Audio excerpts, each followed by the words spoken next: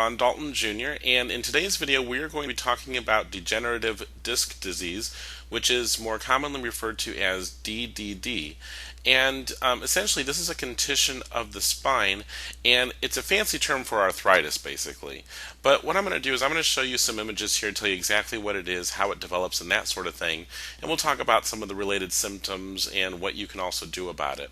So in this image here, we're looking at a spine, and actually I'm going to show you what happens in the lower back first, because this will be a little bit easier for you to see, and then we'll go over what happens in the neck. It's essentially the same thing, but it looks a little different. So what we're going to do here is let me take this image, and we're going to come closer to the spine, and of course you can see your spine right here. Now if you keep looking at this with me, we're going to turn it sideways. This is what a normal, healthy spine looks like, and let me just show you what the anatomy is here. So what we've got going on here is this is the tailbone in the pelvis area. Then you've got the vertebrae, which are the bones that make up the spine, and you can see that they're stacked on top of each other. In between each set of bones is a disc. And if you go right behind where the bone and the disc is, you're going to see this opening here, and these yellow things coming out are the spinal nerves. And that's essentially what the anatomy looks like in a normal, healthy spine. Now, what degenerative disc disease is if we take a closer look at the disc here, and let me go ahead and just bring a picture up here for you. So we've got the side view of the spine. Now let's look at it from the top down. This is what the disc looks like if you look at it on the inside. Basically, the way it's put together is that you've got this strong outer covering, and then you have a soft jelly-like center.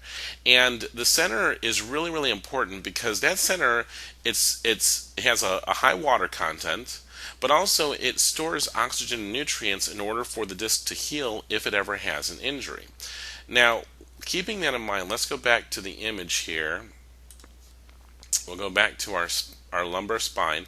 Now, what's going to happen with degenerative disc disease is that usually, due to wear and tear, the water content within the disc is going to start to disappear. So it's going to dehydrate. And what's going to happen is that over time, if you take a look at the discs, they're going to start to get shorter, or they're going to flatten. Now, notice what happens. I want you to take a look at these openings back here where the nerves are coming out. As the disc starts to flatten, do you see how those openings are also getting smaller? Because the disc isn't separating the bones as nicely as it was before. Now there's very little room for these nerves to exit your spine, and when the disc starts to flatten like that, it's going to compress on the nerves, and you're going to develop symptoms because of what's happening with the pressure on the nerves. Another thing that happens with degenerative disc disease, in addition to the disc flattening like that, is the body will start to develop bone spurs on the vertebrae. And this is actually a protective mechanism, because what's happening is your brain is saying, hey, this area doesn't look very stable.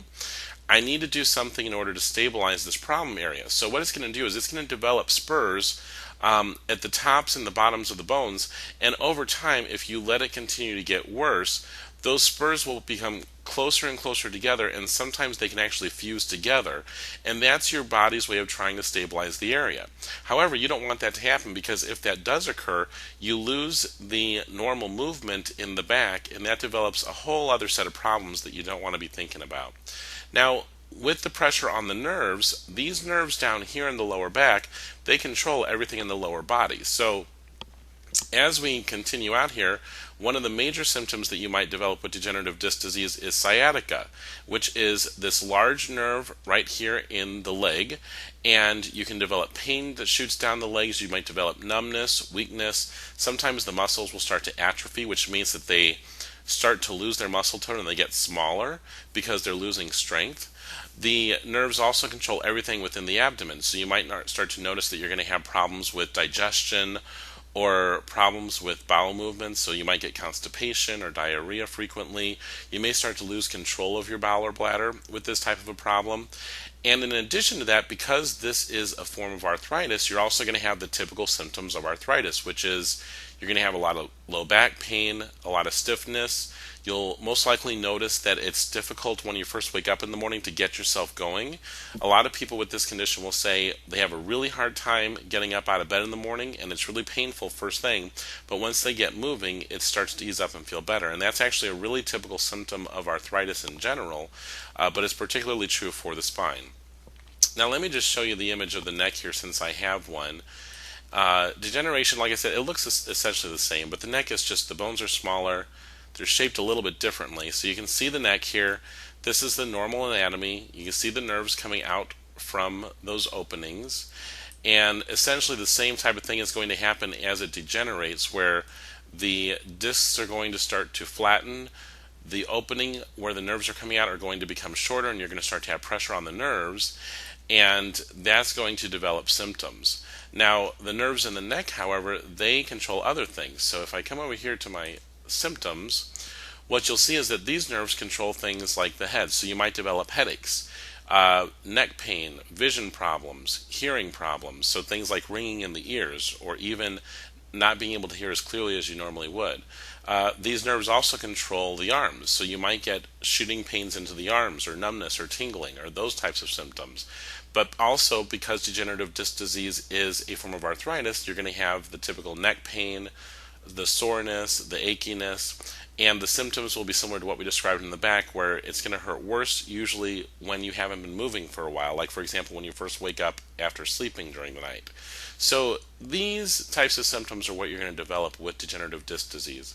Now, what I've done here is, if you want to learn more as far as the treatments that are available to you for this condition and that sort of thing, all you have to do is come to my website. It's healyourbulgingdisc.com, and I'll make sure I put a link in the description that you'll find underneath the video while you're watching this.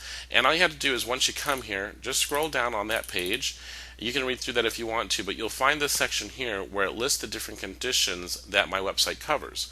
So you can just click on degenerative disc disease, and it'll take you to a page where it gives you a lot more information about what is going on with this problem.